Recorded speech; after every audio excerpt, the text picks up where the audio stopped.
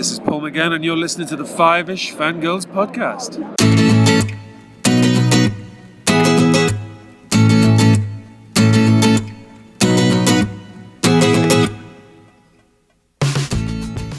The tangents we continue all the way to episode 235 of the Five-ish Fangirls podcast, and it's time to check in with our friends from And Sewing is Half the Battle. Welcome everyone to this week's episode of the Five-ish Fangirls podcast. So glad you joined us.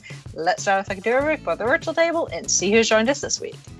This is Brittany in Bethlehem. This is Sally from Wisconsin. And this is Rachel in Indianapolis, Indiana. Hello. Hello. I know where Bethlehem is now. I've been there. Yes, she does. Yay. Brittany's winning the bingo game right now. Yep. So I didn't win any bingo that night. No, she called a false bingo. Uh-oh. Oops. Thankfully, she realized her mistake almost immediately as she said bingo. She's like, oh, never mind. It ended in the same number. Yep. Well, yes. So Brittany has now met everybody except for Holly. Exactly. The rest of us are still just sitting at home going, oh, we'll meet eventually. Actually, yes. Oh, I have all sorts of stories to tell about all the geeky stuff that I saw and did on my vacation that our listeners probably don't even realize that I went on unless they follow me on social media. Those pictures were drool-worthy. Oh my goodness, yes. So we may need to do like a little extra squee at some point, preferably with Chauncey. He was the other person, so that we could talk about, especially that Marvel exhibit. Oh my god! So good. And your pictures with Dufter were awesome. It's like I kept saying things. I'm like, I want that. Like, can I have that? I need that. And it's like it served no purpose whatsoever. I'm like, I want that. Chauncey just laughed at me like, that's nice, dear. So yeah, even with me being on vacation, there's not really a whole lot of news. So we're gonna skip the news and we'll see what crops up next week, especially as we get closer to Fandom Christmas. Yes, sounds like a plan. Yeah. So other than we are in a new month because it is July now. So book club poll, go vote for August. Yep. July's book is Molten Heart, which is the last of the newest 13th Doctor material. And August book choices are The City of Death Target novelization, Fear of the Dark, which is a 5th Doctor adventure, Ghosts of India, which is a 10th Doctor and Donna, and the Gallifrey Chronicles. That's an older one, but I thought, interesting to see what we can find out about Time Lords. Mm-hmm. So the poll, yep. So you can vote, and if you decide to change your mind later on, you can go ahead and do that. Unlike other voting, if you change your mind, you're out of luck, but here you can. As long as the poll is still open, you can change your mind. Exactly. Yep. All right. So this week we are very excited to be joined again. It's been a while, but again, returning guests, Laura and Alena, who are both, among other things, part of And Sewing is Half the Battle. So welcome back, ladies. Hello, we're pleased to be here. Yay. So it has been a while since you were on. So couple years. We've got some catching up to do. So, where do you want to start? Do you want to start with the whole reason that you emailed in the first place, or would you like to start somewhere else?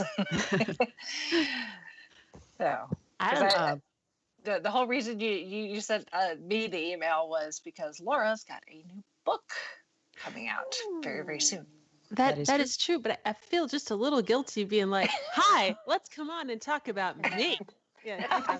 Hey, most of the time we talk about ourselves and how things relate to us. So, Yeah. it'd be nice It's change all of good. pace. Yeah. All right. Well, okay. So I have a new book coming out. Hooray! So the title is Shard and Shield. It's the first in a new epic fantasy trilogy, and yeah, so it's a big fat fantasy, all of that. And does it drop tomorrow, if I'm assuming correctly? It does. As the I've time got of it pre-ordered. recording, we have a 5-hour countdown. Oh wow, you pre-order! Thank you. You're my favorite. Yes. Um, so, and actually, since this podcast will go out technically after release, it should be legal for me to say that the pre-orders have generated a significant donation toward International Justice Mission, which is a charity to fight slavery all around the world. So, Awesome. yeah, so I'm Awesome. really pleased about that. That was something that I wanted to do with the launch, and because of the way federal marketing laws work, you can't promote a charity donation before it's made or something. Anyway, but this is going out after release day, so it's fine. So we did that. That's a thing that happened. Yay! Yay for charity and time travel. Yes, magic time travel. So And, yeah, so go ahead. there's I'm going to jump in and say that Laura has a book signing as well for anybody who is local to Indiana. I was just about to mention that, but it sounds so much better when you say it. So Well, I hadn't gotten to talk yet, so I'm getting in where I can. all right, why don't you tell the nice people when it is? I don't actually know when it is. Why don't you tell the nice people? I will tell them. It is July the 13th. It is at the Greenwood Barnes & Noble at the Greenwood Park Mall. And that's at 3:00. And I will have some physical swag, maps, and pieces of shard crystal and character cards and goodies to give away as well on that day. So please come out. We'd love to see you. I saw that and I saw the location and I'm like, that's my local Barnes and Noble. I looked at the date and I'm like, I'm not gonna be here. Oh no. Oh. Well, send someone as a stand-in to pick up your swag. Yeah. To find someone. Like, go stand in line for me. Yes. Drop my name. I've seen the swag in person, and it is pretty cool swag. I can say that because it's not my swag. I have nothing to do with it. I'm happy to set aside some swag for you. That can be a thing that happens. So Thank you. absolutely. Yeah, so I was looking on your website and it's got the cover art and a short description or synopsis for the book, and it sounds very interesting. I'm not gonna lie, I really like that cover, and I take no credit for that cover other than saying yes, I like it. Like that's my that's my contribution. But yeah, I really like that. I really dig that cover. So for those that don't have the blurb that I copy and pasted from your website in front of me, why don't you give us, if you want to read it verbatim, that's fine, or if you want to give us your version of the blurb. Well, I'm going to have to wing it because I don't have it in front of me. So this is the test here. I am unrehearsed and unprepared. So we'll see. No, it is a book about dilemmas. It's probably the best way to say it. So the tagline is, "He can save her life if he sacrifices those he swore to protect." And it is a career soldier, a royal bastard, both literally and figuratively, who his everything he is, his entire self-worth is wrapped up in his, military contributions. And when his best, read only, friend gets caught on the wrong side of the magical rift in an interdimensional war, the only way he can save her life is to betray his homeland. And, oh, by the way, a bunch of other stuff is going on at the same time. Somebody's trying to kill him. There's a bunch of political intrigue. Yeah, stuff is happening. So, spoilers. Yeah. Gotta read it and find out. Yeah. So, and it is, I do want to mention, it is part one of a trilogy. So it does not end, completely on a cliffhanger, but there is more story yet to come. So I had one of my early reviews came back and was like, it's really good. I really liked it, but it can't actually end here, right? And I'm like, no, there's more. She just missed the part. There said part 1. We're good. We're good. Yeah. Okay. Phew.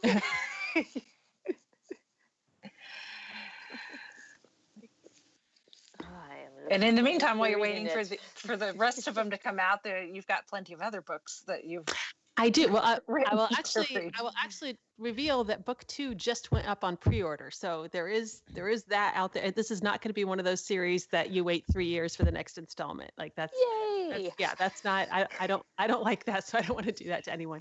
But yeah, I do have plenty of other books, and actually, The Songweaver's Vow, which was my last novel, will be at Barnes and Noble at the signing as well. They told me they were ordering a supply of those as well.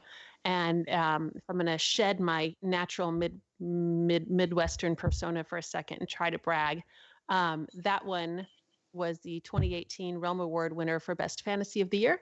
And my mom was not even on the board or anything when they did the voting. So that was fun. So yeah. So Nice. Awesome. And all of your books are listed on your website. absolutely. I Yeah. remember correctly. Okay. And they're all available at any online retailer, or you should be able to walk into any bookstore and ask for them, and they can get them for you. So they're not limited to just Amazon or just one retailer. Support your local bookshop. Yes. If you can find a local bookshop, support it. Yes, no kidding. Mine closed. I'm very sad. Mine did too. So I got to travel about an hour and a half to physical bookstore. Yeah. Oh my gosh. Yeah, I'm only about 35, 40 minutes away, but it is annoying because you can't just go browse easily. Ooh. Just want to go hang out in bookshops. Like that's where you meet cool people. Come on. It is. Yeah. Well, speaking of hanging out in cool places besides bookshops, both of you ladies also recently were in New Zealand Yes, we were. as guests for a convention, and I've seen some of your pictures on social media, and oh my goodness. Oh. It was amazing. I really love New Zealand. This was my second trip to New Zealand, and I got to see some places I didn't get to go my last time, and it's such a beautiful place. I really encourage anybody who wants to travel to go there because it is really gorgeous. It's a long flight, unfortunately, but it's a really beautiful place. Mm-hmm. GeyserCon, which is New Zealand's national sci-fi convention, brought us in as guests of honor. Laura was there primarily in a capacity as author because she does tend to write books. And I was there primarily in capacity as a cosplay guest, although I did talk about my acting as well. And so, yeah, we had a great time. Everybody was really lovely. And we were very, very glad to have been honored in such a way. It was fantastic. A lot of fun things. And we ate so many pies. We ate so much. So there are things Second that you can eat in New Zealand that you can't eat in America, and they include meat pies, which they sell everywhere in New Zealand, and they're amazing, and we don't have them here in the same way. Kumara, which is a variety of sweet potato that we don't have in the U.S., which is delicious. It is purple and amazing.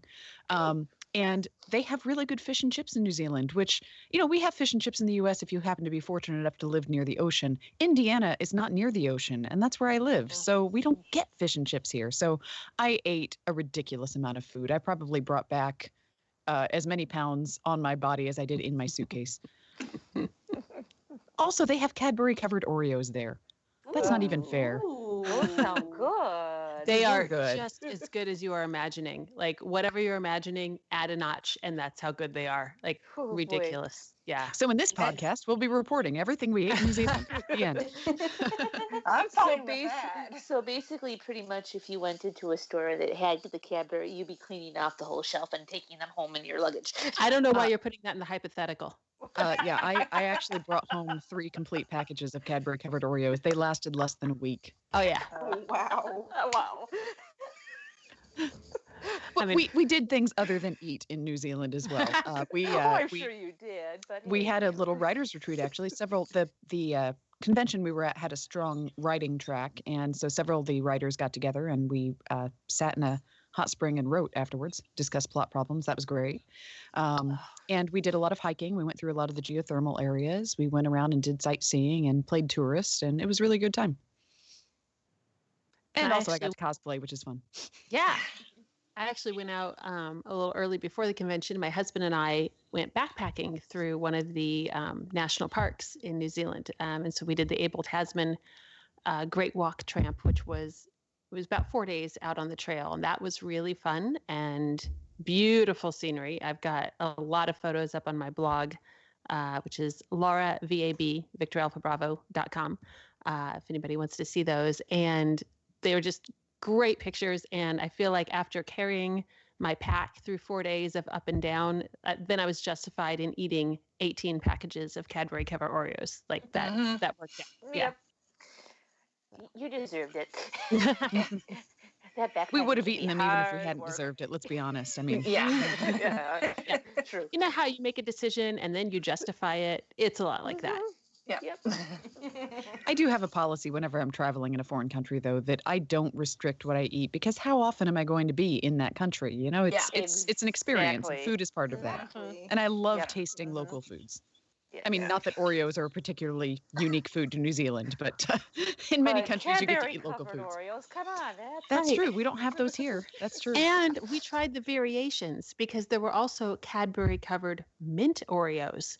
And we had to Best. consider that, Of course. you know, science for science. Yes. That sounds amazing. I love anything mint. Mm, that- these are so good. They were very good. Okay, can I tell you the thing I invented? What'd I you invented a invent? thing. What's the So thing? I had not been, not being a native Kiwi, I had not been familiar with the tradition of slamming a Tim Tam, which Ooh. I will translate for those who are also not Kiwis. Tim Tams are small rectangular chocolate covered cookies. You'll find them some places, even in the U.S. Mhm. But you can nibble out a corner on either end of the Tim Tam through the chocolate coating, making it into a straw. And then you suck your preferred hot beverage through that just until the liquid hits your mouth. And then you immediately slam the whole thing in your mouth right before it explodes. And it takes a little practice, but it's pretty, it's a fun thing. Like, I mean, who doesn't like preferred hot beverage plus chocolatey cookie, right? Exactly. So I was trying this and I was like, oh, but you know what would be even better is if you did this with an Oreo. And, because I just feel like that would be a superior slamming experience. And so there was some discussion from the, Kiwis in the group and that, legit. So we had this conversation back and forth and somebody pointed out that you can't hit with it with Oreo because it's just a sandwich cookie. There's no outer coating to contain the liquid. I said, but there are chocolate covered Oreos. Guess what I found the very next day, right? Like The that Cadbury covered Oreos. coincidence, okay? That is the universe speaking. And Serendipity. so we tried it, and I have to say, slamming a circular cookie is definitely a more advanced technical skill, but absolutely worth the effort. Definitely a superior slamming experience. So I'm throwing down all you Kiwis. Everybody needs to try this with the Oreos now too. Like, really, sorry. And it also fell under the messy but good category. Yes. Yeah. It was a messy experiment figuring out exactly how to do it. The logistics of an Oreo straw were difficult. I dropped a couple of them into my hot cocoa and had them dissolve. But, then you just fish them out with a spoon. Exactly. It's all No good. Oreos were wasted. I'll put it that way. Oh, no. Yeah. I'm gonna have to pose this to my cousin that lives in Australia. And, you've been challenged. This is the only thing that can be done now is to sit down with a pile of Tim Tams and a pile of Oreos and just say, we'll just, for science, we have to slog through this. Yeah. I volunteer as tribute. Exactly. But remember, it's only science if you write it down. So have a paper and pen with you. Oh, I do blog. I do have a chocolate series on my blog. So there's a thing that could be justified. I wonder if I could get a government grant for this. They've given out grants for Stranger Things. Go for it. Exactly. True. So I need to mention something else that's a little bit fun. Was going on. Alena mentioned that we did a writer's retreat afterwards, and we were staying with Grace Bridges, who was the con chair and is a writer I've known for several years. And so we were all holed up working on projects together. And Grace just started a new project, a new manuscript. And she has a series about people who get superpowers from the geothermal activity in Rotorua. Actually, this would make more sense if we talked about Rotorua first. So hold on. Rotorua is a geothermal area. Well, all of New Zealand is a geothermal area. It is a volcanic island after all. But Rotorua is an active geothermal area, very much like Yellowstone in the U.S., where you have geysers, you have hot springs, you have boiling lakes, you have mud pots, except they built a city on top of it. Yeah, the difference is that Yellowstone's a national park and Rotorua is like a town on top of this. And it's one of only like 3 places in the world where people live on the hot spot. And it's great because you don't have to have a water heater. You just dig a hole and boiling water literally comes out of the ground. And it's you can cook in it. We did that while we were there. We just filled a pot with food, stuck it in a steam vent, and voila, automatic steaming. It's really tasty. Wow. But yeah, and that's people use the steam to heat their homes and everything. They've actually had to restrict how many homes can bore down because they're worried about screwing up the balance and blowing up the city. It is an active geothermal area with when we were staying there for the convention, which was aptly named GeyserCon, our hotel windows looked out on an active geyser that went off every hour, just like Old Faithful, only more regular. So that's Rotorua. So Grace has a series of books about people who get superpowers from these geothermal vents. And so she is just starting the newest one in the series. And as she started it and she's describing this particular scene, and actually I think it's okay for her to say, Alena and I are Tuckerized in that new novel. So she and I are actually characters in it, siblings with superpowers. Yeah, the closest I'll ever get to superpowers. I'm real excited. Anyway, Grace wrote the scene where a new vent opened up in our backyard, and and we got our superpowers and everything. And within a couple of hours, there was a breaking news story about a new pit that had opened up. And I don't know if you guys have been watching in the news about the mud pit that's in the it's literally within eyesight. You can actually see our GeyserCon hotel in the news footage of this new pit that's opened up. And it has completely opened into the backyard. And I think as of this afternoon, it had just swallowed up one of the sheds in the yard. The homeowners are no longer on the property, of course, in there. For some reason. Yeah. Like, I don't know. And they were cutting power lines in case the poles went into the pit, because it's just been expanding for the last few days, and it's just hilarious because it's right exactly where Grace just wrote it, and I'm like, oh, that's my yard, that's my superpowers, this is great. I mean, I'm really sorry, guys, sorry about your shed, but yeah, my superpowers. It's like that the Allstate commercial, my she shed. Yeah. My cabbages, yeah, all the things. So yeah. Well, if either of you wake up with superpowers in the near future, We know why. Yes, but we couldn't publicize it because otherwise our secret identities will be gone. Also, Well, there's true. no way I'm going to take up that insurance liability, right? Like, no, I had nothing to do with that. So, talk about art imitating life, or vice versa, I guess in this case. yeah. That's wild. No, that's very cool that she's putting you into the story. It's fun when you know people who are authors. Even if you're an author yourself, but if you know people that are authors. We've got our brother podcast, Traveling the Vortex, or Doctor Who specific podcast, but they've become friends with the gentleman at Candy Jar Books. They do a series all based around Brigadier Lethbridge Stewart, and over the course of them reviewing the books and getting to know Andy, that Sean has written some stuff for the books, but now all 3 of them are also characters in some of the stories. So, Yep. our 3 friends, and all these books are technically canon. So our 3 friends, our brother podcast, are technically part of the Doctor Who canon now. Excellent. So, Excellent. As members of the unit. yep. Well, if you're talking about life imitating art, so some years ago I wrote a murder mystery called Con Job, which I usually write more speculative fiction. This one's just pretty straight murder mystery, but it's set at a con. Right. They always say to write what you know. And so, my thought was like, you got 5,000 people, everybody's in costume, nobody's using the real name, nobody's using the real face. How do you find your murderer? Like that was my premise. So yeah, so I blended a bunch of different cons that I knew into the convention in this fictitious convention in the book. But I had one particular room in mind for a convention that I go to regularly, where the book opens, tiny spoiler, it's a murder mystery. They find a dead body, and the book opens where they're trying to get the body out of this public restroom where there was a murder at this con. And I wrote that with a very specific restroom in mind, just because you have to have a visual while you're writing. The book came out on Tuesday, as books usually do, and on Friday I was at that convention. Just by timing works. And on Friday, there was a huge traffic backup. And I was like, okay, stuff happens all the time. They're moving a big costume. What is it?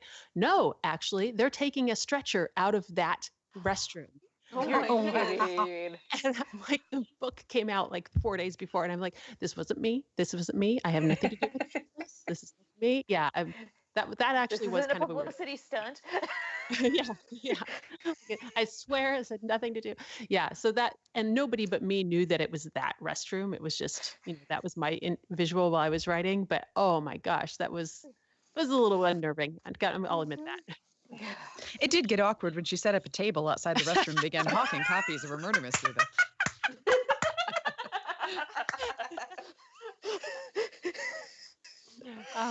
You saw it here first, folks. Yeah. To find out what happens next. Can't buy that kind of publicity, really, Nor should you want to. Nor should you buy that kind of publicity. Yeah. Oh my. Oh, that is hilarious. As far as I know, the person was not dead. They were taken away and they were fine. Okay, good. Good. More of an emergency than dead. Pretty sure. Good. Yeah. We'll go with that. Good thing. Actually, I do know nobody died at the con. I don't have medical details on what actually happened for obvious reasons. But I do know that nobody died at the con because I was curious. So good to know. Oh my. So I have no idea how to make a smooth transition from that. There's no smooth transition. I'm sorry. Throw that gear, pop that. Yeah. I mean, I could, but it would be a potential spoiler for what I was going to bring up next, which is something that Alena has been working on, which is the audio drama. Yes. Verity Weaver. Yes. So, which I'm actually recording an episode of this week. Yay. I listened to the first episode earlier today. So thank you. Really good. I mean, it's easily something that could have come from like Big Finish or something like that. Like the production value on it is really good. So, and the story's really good too. I have been very pleased. I will say when I first signed on, I didn't know much about what I was signing on for. I knew the premise and I had gotten the part of the scripts to do my auditions. But every single script that comes out is better than the last. I've been amazed at the quality of the scripts and the quality of the production. And I feel very excited to be a part of it. It is a very good series. And we have a lot of well-known writers contributing, and we have some big-name actors contributing. I'm not going to give any spoilers on that front, but I have heard a little bit about what's coming, and it's very exciting to me to be involved. But yeah, so Verity Weaver, since we jumped into that cold and we have no background, Verity Weaver is a science fiction drama series. It's produced in the UK by Audio Hour Productions, and the basic premise is Verity is this miner in a dead-end job out in the back end of space. All she does is work all day, and it's a really miserable life. And she wants to have an adventurous life. And in order to not have psychological trauma from doing horrible, meaningless work all day, the miners are allowed to spend 20 minutes a day inside a machine that basically gives them an alternate fantasy life. And her 20 minutes are spent having adventures and traveling around in the company of this famous adventurer named Fable Ashwood. And then one day she's slaving away at her dead-end mining job, and something interesting happens. And to find out what, you have to listen to the podcast. In the biz, we call that a hook. Yeah. I know what happens because I listened to it. Good. I'm not yeah, telling them.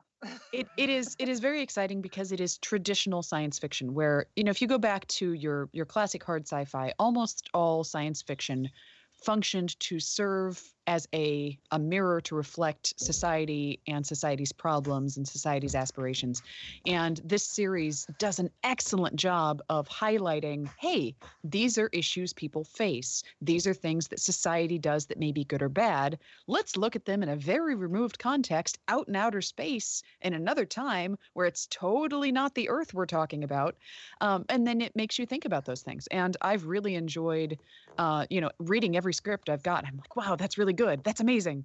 So as I said before, I'm very pleased and honored to be a part of it. But the rest of the series, it's a 6-episode series. At least the first season is 6 episodes. The rest of the series should be released by the end of the year. So we have recorded 3. We are in the process of recording the 3rd episode right now, and they will then be in post after this week when I finish sending in my lines. They'll be in post-production, and then I will do the next 3 as the next set. So, you can check that out. Pretty much any podcast venue has it, whether that's iTunes or any of the podcast services. If you search for Verity Weaver or for Audio Hour Productions, you should be able to find it. There is a website somewhere that I can send you the link for that should have all of those links available for various services, but it should be pretty easy to find. I'll make sure to put that in the show notes. Awesome. Yeah, no, I listened to it and I was just almost immediately I was hooked. It's just the characters that we're introduced to, and it does, it's interesting to see what everybody, when they go into this machine, because the machine is not programmed, or you can't tell it what you want it to experience. It just takes like your deepest desire and gives you that for your 20 minutes in the machine, and to hear the different characters talk to each other about what it is they experience and how varied their deepest desires are. Because they're all stuck and they're all in the same situation. They're all on this mining planet, mining whatever, but how they I guess they quote unquote cope with it while in the machine is very interesting. And I can't imagine what my what my thing would be if I was thrown into the machine. Probably a room full of puppies. That would be very relaxing. Yes, it would be. Well, and I love the world building surrounding that too, because the experience machine in the show it's a device. It sets up your characterization, it sets up your storyline. But I love the way they approach it. The writers have approached it where there's a whole corporate entity backing that. It's not explicitly stated, but if you start thinking about it, they talk about licensing people's memories to put in the machine, or, oh, they're cutting down our time because of budget cuts and that sort of thing. And it really feels like, yeah, this is a universe that is run by some sort of capitalistic system, and this is how they're just cutting corners. And, so it's very interesting to me to look at how well thought out all of those elements are. It's not just, oh, we stuck this in to be a story device. It's actually a part of that world. Mm-hmm. Mm-hmm. I'm looking forward to hearing the rest of it. I got to the end of the first episode. I'm like, oh, there's more at the moment. Soon. It will be out more. Soon. Yeah, I don't have the final release dates yet for the next couple of episodes because I know they're still in post-production. But very shortly, hopefully, because the plan is to get the next 2 episodes out sometime this summer, is what I was told. And obviously, I'm not the final voice of authority because I'm not the producer. I'm merely an actor. But we should have at least the next few episodes out sometime in the next couple months, I would think. So check back, subscribe. You should be able to subscribe on any of the podcast services, and then you will be notified when the next episode comes out. Yeah, and I can't imagine that these are something that can be thrown together easily, because of the the first episode is like 45 minutes or something like that. So Right. They're all roughly that same length. And, yeah, they're there's sort of like an hour-long slot. And Yeah. we have actors all over the world. I mean, I'm obviously in the United States. A lot of our actors are UK actors. The producer is located in the UK as well, because that's what the company is. So, there's always a little bit of difficulty coordinating because, if I want to talk to my director, there's a 5-hour time difference, and I have to, email early enough that I can get the answer the same day because she's 5 hours off from me. So, sometimes it's the logistics are a little bit challenging, so it can take a little bit longer than if everybody were in the same studio acting together and producing together. But, I love the fact that everybody is so engaged with it and everybody is really dedicated to making it the best possible quality it can be. Because as you said, it sounds very much like a lot of the other professional dramas. And of course, me personally, I'm a huge Big Finish fan. I pretty much just sign my checks over to them every month. I have a lot of don't we subscriptions. all? Yeah. So it's exciting to be part of a high quality drama series. I really enjoy it. Yeah, then it's you've got this ensemble cast, and you're listening again, like I said, listen to the production value. You've got music and the sound effects and the environmental, and there's some modulation done to some people's voices, and it's very obvious that a lot of time and care has been put into the production, and I look forward to hearing the rest of it whenever it gets released. So. Me too, because I want to hear everybody else's performances as well. Yeah. Well, it's since I record my lines alone, depending on what order we're doing things in, sometimes I get sent other actors' lines to work off of. But if I'm the first to record on that episode, I'm going in a little bit cold because I don't necessarily have lines from other actors.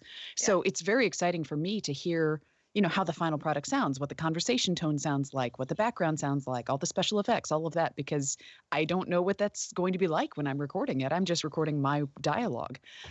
So I really enjoyed listening to that first episode when it was released too, because I didn't know what it was going to be like. I have to say, that's mind-boggling to me, that, recording just one-sided conversations and I've only done that the one time where you're voicing somebody, but without somebody else to work off of. And it was incredibly difficult. Whereas interaction, that acting feels obviously a lot more natural. So I don't know how you do it. It's like voodoo, but I like it when it comes out. So yeah. I usually have to run through each episode a couple of times, either just rehearsing on my own or, sometimes I just go down to my studio and I record each episode a couple times through and listen back to it and kind of get a feel for how I think the pacing should be. And you're right, it's a totally different skill because a lot of the acting I do a lot of stage acting. I'm part of an acting company that does live 1940s radio shows on stage in front of an audience, but you're always working off of someone else. And yeah, I'm sitting here staring at my acoustic foam tiles thinking, wow, this is exciting and very inspirational. But I practice sort of in my head, what would this sound like if this were a natural conversation? And a lot of it's just using your imagination and hoping you've guessed what your co-star will sound like. And occasionally, there's a line that, that wasn't exactly what I thought it was going to be. And, I'll do a retake if they send in something and say, okay, this is what somebody else has recorded. Can you do it a little more like this emotion? But that's pretty minor. I mean, most of the time we get it with our first takes, which is fortunate because then I don't have to feel like I'm doing it wrong. Yeah, I can't imagine doing it. But the thing is that a lot of voice acting work, that's how it's done. I think a lot of people don't realize that even big productions like Pixar movies and stuff, it tends to be just the one actor in a recording booth. They don't tend to put people together, right, bouncing off of each other. So but you would never know that listening to the final result that you or Tom Hanks, it was just in a recording booth reading off of a piece of paper, not having somebody else to bounce off of in a scene. So that's a little behind the scenes peek there for people that may not realize. And I actually find it harder sometimes if they feed me the lines. You know, if Lily, my co-star, has done her lines first, and I'm working off of her lines, I'm listening to each distinct line and trying to respond to it. That's almost harder to me than if I'm just doing it as reading my lines straight.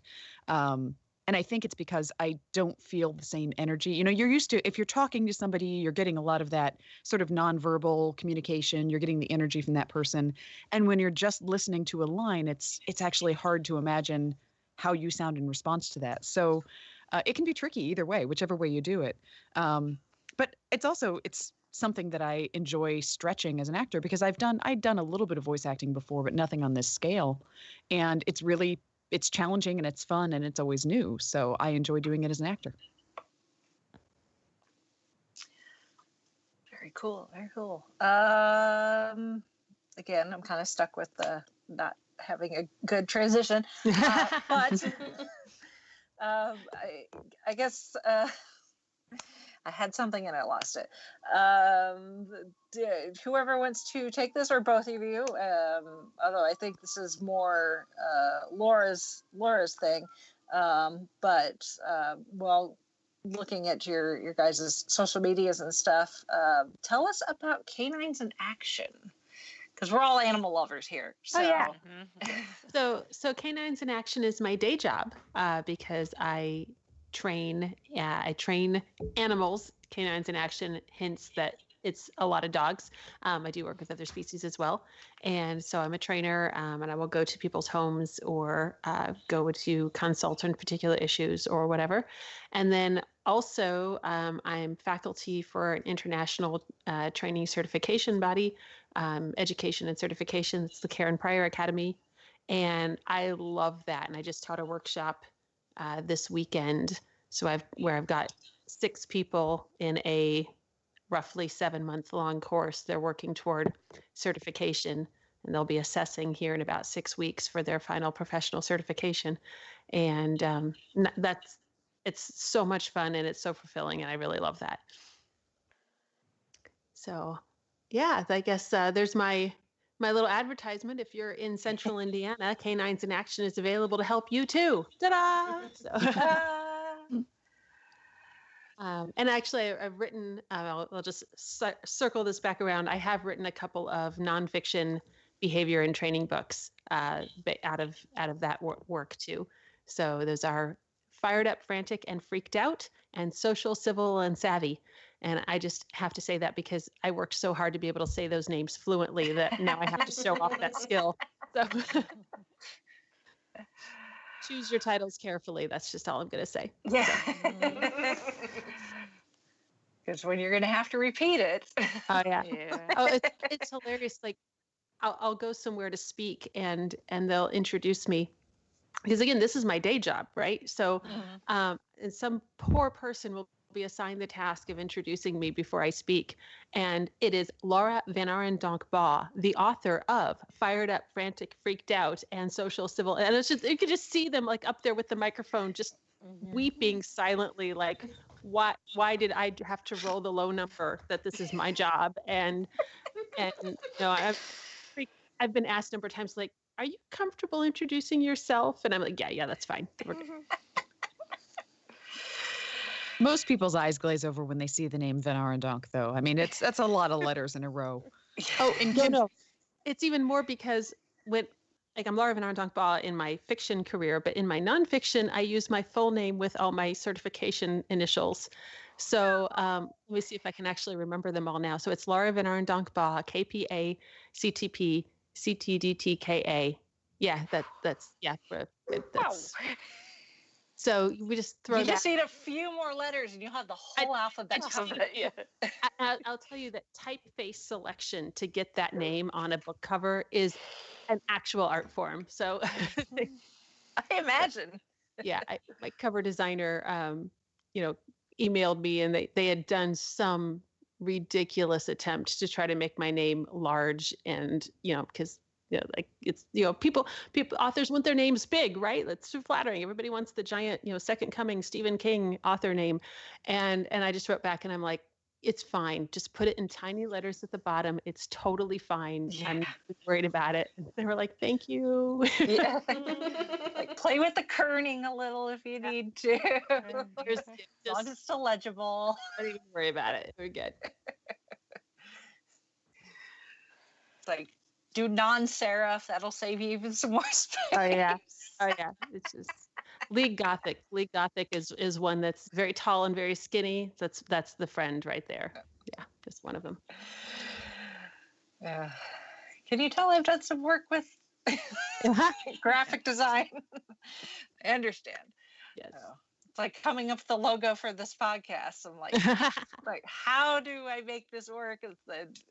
After doing this for 5 years, I would, for the most part, 99% of the time, if I'm talking about the show at something or to someone, I can easily, the Five-ish Fangirls podcast, it rolls off the tongue. But every now and then, it's a lot of words and they sometimes get stuck. So, but what are you going to do? Well, it's a little late to change the name, so we Yep. just we got yeah.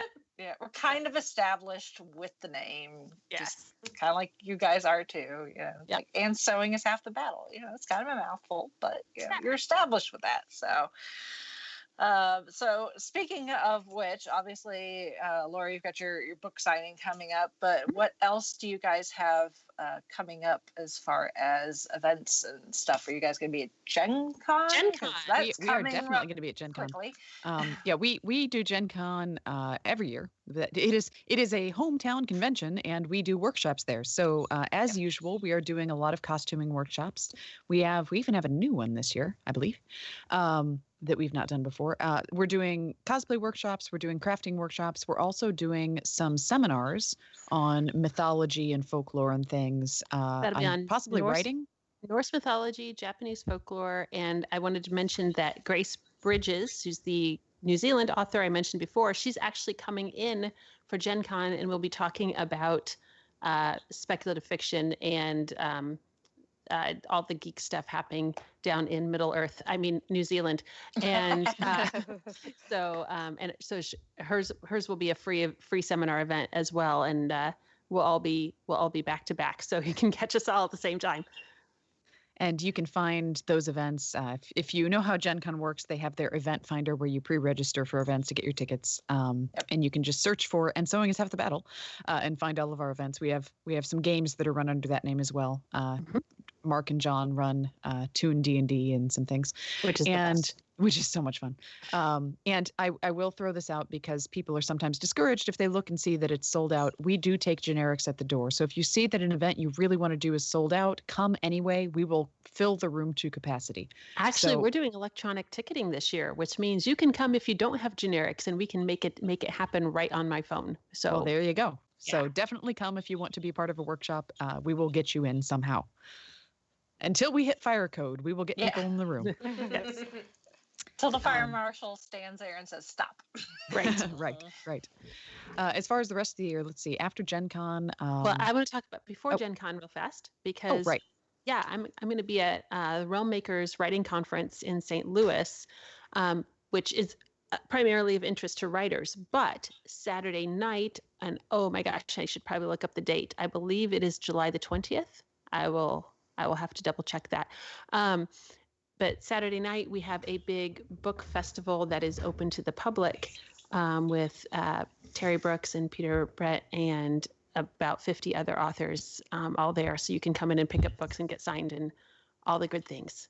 So I will send you the details on that since I did not have that date ready in my head. Okay. And that is in St. Louis, correct? Yes. Yeah. It's good to know what state we're talking about, too. Yeah. I thought I said St. Louis. Maybe I invented that. You might have. I might have missed it. We can fix that in post. So yeah, that's in July, and then Gen Con is end of July, beginning of August. It's a little early this year, and then what else?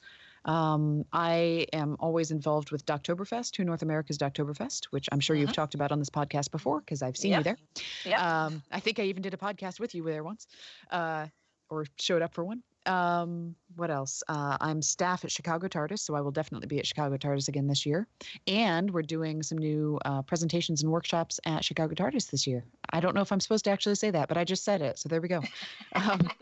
I don't there even we know go. what you just said because I just accidentally muted you while you were talking, and I came back just in time to hear, I don't know if I should have said that. So now I'm just a little terrified, and I don't know what just happened. Don't worry, you won't be the one who gets in trouble for it. No, Okay. I don't think it's any secret.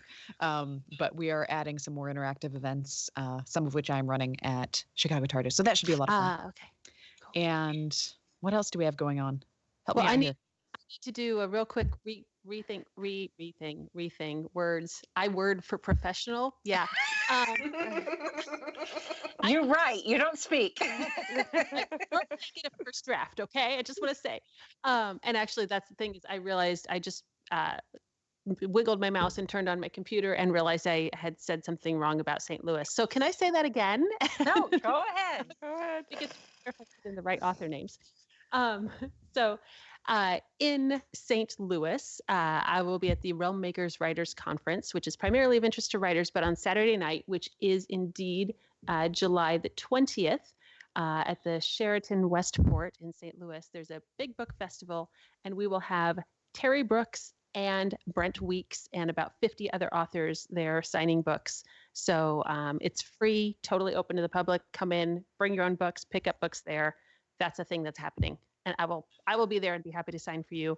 And Terry Brooks will be there and everybody will be there. So, and we'll just be there. We'll be so there. It'll be so there. And if you're not there, you'll be square. Hey, speaking of books, we have something else to talk about. Do we? What are we doing? We do. September. Can we talk about September? It's been announced, right? I don't know. I've forgotten what we're talking about in September. I was going to talk about Grim Grit and Gasoline, but we totally talk about that. Yeah. Okay. Yeah. Because I was pretty sure it'd been announced. No, that's definitely been announced. And I actually have so many book lunches in my head right now that I forgot that was September. So yes, let's talk about September. I think it's September 2nd. I'm not positive on that. An anthology that's edited by Rhonda Parrish is coming out called Grim, Grit, and Gasoline. We are excited about it because both Laura and I have stories in it. So it is a diesel punk fairy tale anthology. All of the stories are set in the interwar period, and they are all variations on traditional fairy tales. So you might have... Alena's got a 20s gangster story. Yep. I've got a Dust Bowl story. So it's all ranging from the 20s through the 40s and variations on fairy tale themes. So if you like fairy tales, or if you like diesel punk or anything related to the interwar period, Deco punk as well. So everything from Great Gatsby through World War II, basically. And Publishers Weekly gave it a starred review, which if you're not in the book industry, you're like, cool. And if you are in the book industry, you're like, oh, that's awesome. So just take our word for it that that's a good thing and you should get it. And that is September, possibly 2nd. Possibly 2nd. Sounds about right. It's available for pre-order. September-ish. Yeah. Yes. Pre-order's out now. So it's like, is that a Tuesday? I think so. Thereabouts. Oh, wow. You guys have been busy. We're always busy. The thing is, we don't hold still very long. If you leave us just to our own devices, we will find ways to fill our schedule. I left Laura unattended for 20 seconds. She's slamming an Oreo. How did that even happen? That's great writing fuel, Slamming though. I got Oreos a lot of words written. And next thing you know, Elena's drawing on herself with eyeliner and throwing together a Klaus cosplay from Umbrella Academy. Yes. I had so much fun being Klaus, though. I mean, there are some costumes, and it's not a complex costume. It's a really simple costume. But there are some costumes that you just give yourself permission to be not you in the most dramatic way possible. And Klaus is one of those. Because, I don't even drink. Substance abuse is the farthest possible thing from me. And I had so much fun pretending to be Klaus. I went into the convention. This was at a convention in Michigan, and they had a convention bar in the suite. And I just went in and said, "Can I pose with all your empty kegs?" and draped myself as though I'd passed out over a bunch of empty kegs. And the bartender thought it was hilarious and took photos for me. And it was great fun. And on that note, don't do drugs, kids. Stay in school. Well, anything else that you want to add, plug that you've done? Feels like needs attention. I think we've covered the big ticket items for the foreseeable future. Okay. I mean, we have some long range plans, but those probably aren't ready to be promoted yet. So okay. this is a good starter. Probably outside of this, like I'm teaching some writing classes in Calgary, but that's a little outside of the Midwestern market, so I'm not sure that. Yeah. we are without our resident Canadians, so the stretch. It's like we do have some Canadian listeners, but they're in Toronto, so Calgary's a little bit of a haul. Yeah. A little bit of a haul. Yeah. Yeah. Canada's a bit big. It is. Oh, but times I've been there. On the way home, there's not that many places I can share this where people will get excited about it. So I'll tell you guys. So I'm going up to Calgary. I'm actually it's When Words Collide is the event that I'll be up there. And then but on my way home, I'm going to drive straight south from Calgary. There is a little town in Alberta called Vulcan, which has wholeheartedly adopted its geeky coincidental name, and everything in the town is done in the Star Trek font, and they're like they have the Federation of Planets headquarters and in their city hall and everything. And so I'm actually stopping to overnight in Vulcan just so I can walk around and take photos and experience the, sister town of the planet Vulcan. Awesome. So amazing. Yeah, so I will definitely be. That's in August or September. Oh my gosh, I believe that's in August. So I will be posting photos and sharing that. So everybody wants to catch Vulcan. Well, and this would be a good time for you guys to plug your social medias then. Social media.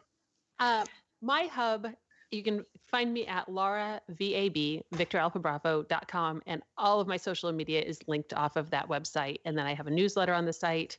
You get free stories just for signing up for the newsletter, and I will never ever share your info. So it's pretty, you can feel good about signing up for it. I don't send that often, and I definitely don't share your info. So all the social media is hooked off that hub.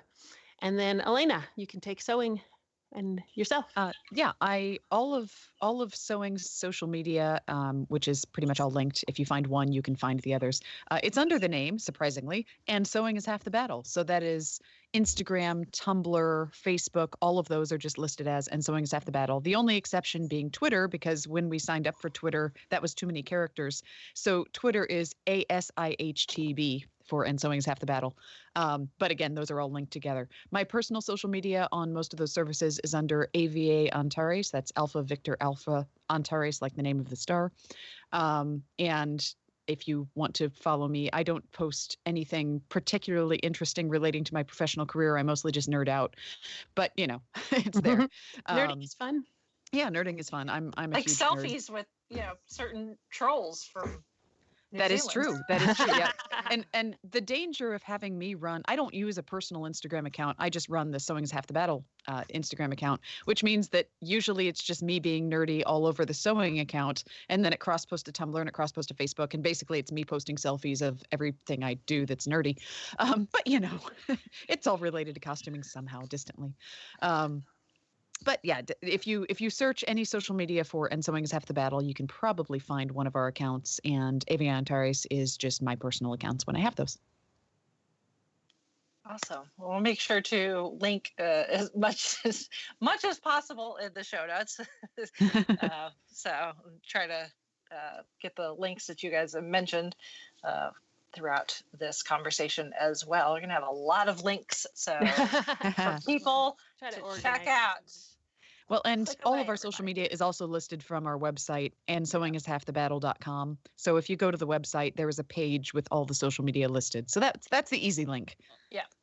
So, very cool. Well, thank you, ladies, for reaching out, for one. And I'm glad that this worked out timing wise, both with the date of the book release and the upcoming book signing and Gen Con and the 5 million other things you guys have on your plate. All the things. All the things. And I'll probably see you at some point during Gen Con. Excellent. Our paths will cross. I'm sure at some point. 50,000 people. I always manage to run into people I know. So just that. It happens. If not, we'll run into Who North America or some other event that we tend to cross paths at. We travel in a lot of the same circles, oddly enough. Yes, we do. So. Yes, we definitely do. So, but well, thank you very much for having us on. A lot of fun, and hopefully it won't be another 4 years before we have you on again. Well, you know where to find us. We're always happy to chat. Yes. So, thank you very much. Thank you. This is fun. All right, and with that, we shall sign off for this week. This is Brittany and Betham saying goodnight. This is Holly from Wisconsin saying good evening. And this is Rachel in Nuts, Indiana. Brittany and Holly need to get together really quickly. And maybe do better bingo.